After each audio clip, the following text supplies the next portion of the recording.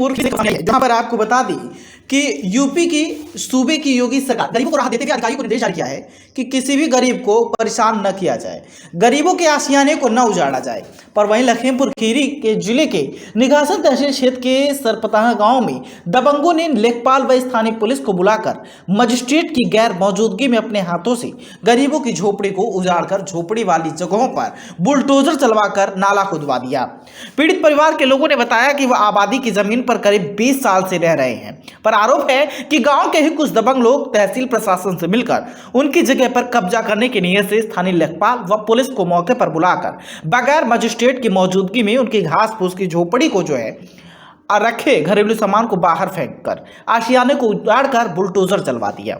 इस दौरान गरीब परिवार के लोग रोते रहे, मिन्नतें करते रहे उनके आशियाने को न उजाड़ा जाए, पर किसी ने एक न सुनी। मामले को लेकर पीड़ित परिवारों ने स्थानीय पुलिस व प्रशासन से लेकर जिले के डीएम से शिकायत की, पर उनकी कहीं कोई सुनवाई नहीं हुई। अब देखना है, दिलचस्प होगा कि इस पूरे मामले पर कार्रवाई होती है या इस पूरे मामले को ठंडे बस्ते में डाल दिया जाएगा। इसी खबर पर ज्यादा जानकारी के लिए हमारे साथ शहनवाज गौरी फोन लाइन पर जुड़ चुके हैं लखीमपुर से। उनसे सीधा बात करते हैं। शहनवाज, गरीबों की झोपड़ी पर दबंगों ने बुलडोजर चलवाया है, क्या है पूरा मामला? देखिए, बिल्कुल आपको बता दें कि सूबे के मुख्यमंत्री योगी आदित्यनाथ का कहना है कि बुलडोजर माफियाओं और अपराधियों के खिलाफ चलता है, लेकिन आपको बता दें कि लखीमपुर खीरी से कई ऐसी तस्वीरें सामने आई हैं जहां पर बुलडोजर चलाकर गरीबों के आशियाने उजाड़े गए हैं। अगर इस मामले की बात करें तो यह मामला जनपद के निघासन तहसील गांव के सरपताह का है, जहां पर पीड़ित परिवारों ने जिला प्रशासन से शिकायत की है और कहा है कि बुलडोजर चलाकर उनके आशियाने उजाड़ दिए गए हैं और इस कड़ाके की ठंड में उनको खुले आसमान के नीचे रहना पड़ रहा है। आरोप है कि गांव के दबंगों ने लेखपाल व स्थानीय पुलिस को बुलाकर मजिस्ट्रेट की गैर मौजूदगी में बुलडोजर चलवाया है और बुलडोजर चलाकर झोपड़ियों को तहस नहस कर दिया है और उसी जमीन पर नाला खुदवा दिया गया। फिलहाल इस पूरे मामले को लेकर जो पीड़ित परिवार है वो डीएम को शिकायत लिखित प्रार्थना पत्र दिया, लेकिन अभी तक इस पूरे मामले में कोई कार्रवाई नहीं की गई है। जी, बड़ा सवाल ये उठ रहा है कि इस पूरे मामले को लेकर जिम्मेदार जो अधिकारी हैं क्या इस मामले को बयान दे रहे हैं या फिर बस्ती हुए नजर आ रहे हैं? देखिए, बिल्कुल आपको बता दें कि लखीमपुर खीरी में ये कोई पहला मामला नहीं है जहां पर बुलडोजर चलाया। कई ऐसी तस्वीरें निकलकर सामने आई हैं जहां पर गरीबों के आशियाने उजाड़े गए हैं।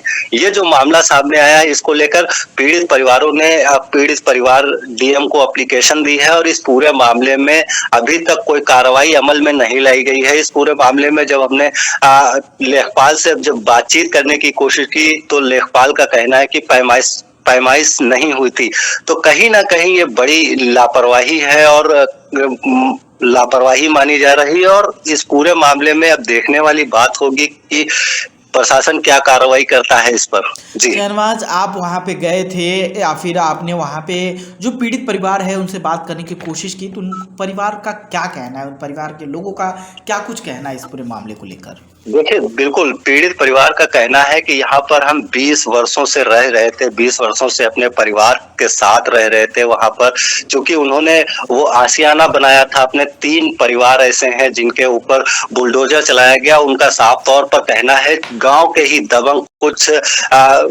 दबंग है, उनके द्वारा ये कब्जा किया जा रहा है और वो सत्ता पक्ष के लोग हैं और उनकी सह पर ये सारा पूरा काम किया जा रहा है। इस पूरे मामले में जानकारी ये भी मिली है कि लेखपाल पैमाइश करता है, उसके बाद जो है सारी चीजें सामने आती, लेकिन वहां पर पैमाइश भी नहीं की गई थी।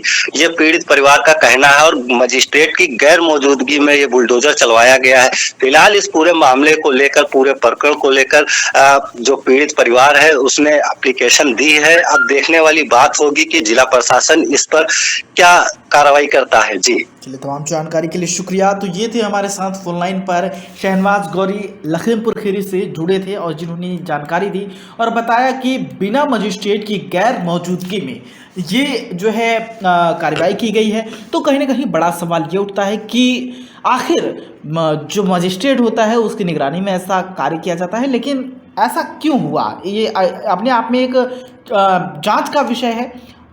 फिलहाल पीड़ित ने क्या कुछ इस पूरे मामले को लेकर कहा है, आइए आपको सीधे सुनवाते हैं। क्या नाम है आपका, कहाँ रहती हो? सरपतहा रहती हैं, आसरा हमारा नाम है। तहसील क्यों आई हो, क्या मामला है? तहसील आया नहीं कि बच्चे से भैया हमार घर उजड़वा दिया गवा, ऊपर बिल्डोजर चलवा दीन, तहसीलदार साहब चलवा दीन बिल्डोजर ऊपर, घर उजाड़ दीन। हम लोग बाहर हो गए, घर से बेघर हो गए, गरीब आदमी हैं हम लोग, गरीब हैं बहुत। वो जगह काहे की थी जिसपे आपका घर बना हुआ था? आबादी की जगह थी, वो आबादी की जगह में 20 साल से रह रहे हैं हम लोग, अब उजड़वा दीन।